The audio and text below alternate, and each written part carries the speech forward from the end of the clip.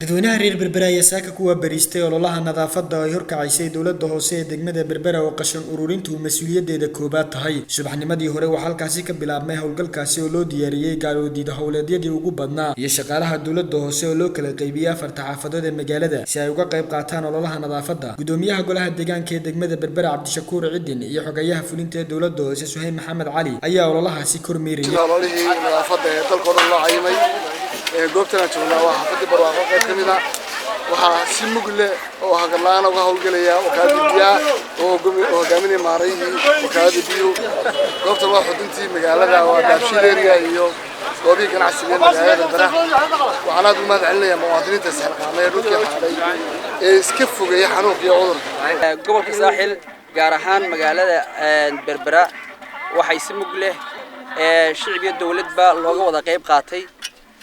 ololaha isaga ah ururka Gavo oo si mug leh yani waxa weeyaan uga soo qayb galay ugana qayb qaatay ololaha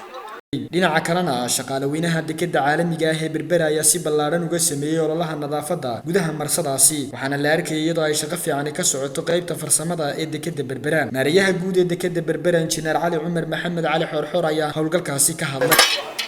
madaxweynuhu amray ama waddanka jawaabiyay in nadaafadda laga shaqeeyo markii Nabi Maxamed markii diinta fidinayay ee uu u sheegay dadka soo noolaado waxyaalaha ugu horeeya uu qaado waxay nadaafadda waxa isaguna dhinaciisa kormeeraya howlahaasi kalena qayb qaatay dadweynaha xaafadda Sabawanaag gudoomiye ku-xigeenka gobolka Saaxil Xaamud Xuseen Cabdullaahi wakaalada haamaha shidaalka wakaalada biyaha ee Berbera wasaaradda waxbarashada iyo ururada bulshada sida ururka Gavo madaxweyneenu qiimihiisa maanta wax qabadkiisii markuu muujiyay haddana waxay nagala shaqeynayaan inuu nadaafadeena muujiyo waxa weeyaan maalintii ololaha nadaafadda in soo horbaxay awaamirta amarkii ka soo baxay xukuumadda inaan siisa u fulino ay BOT qabanaysa ololihii nadaafadda ee Jamhuuriyadda Soomaaliland oo dhan maanta laga qabanayay dhammaan dugsiyada gobolka Saaxil oo degmooyinkiisa iyo magaalada gudaheeda iyo gudaheeda badbale waxa maanta campaign-kii balaadhnaan ka qayb qaadanay nadaafadda run ahaantiina ka urur ahaan waxaanu aad u soo dhaweynaynaa in nadaafadda la horumariyo oo la ilaaliyo maadaama caafimaadku ku xidhan yahay waxa dowladda wasaaradda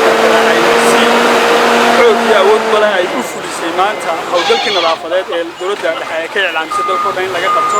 qof la yiri xashiishka iska xaad oo agtaadu ka xaad in wax weyn la taray baan qabaa Abdikariim Saciid Saalax Home Cable TV Berbera.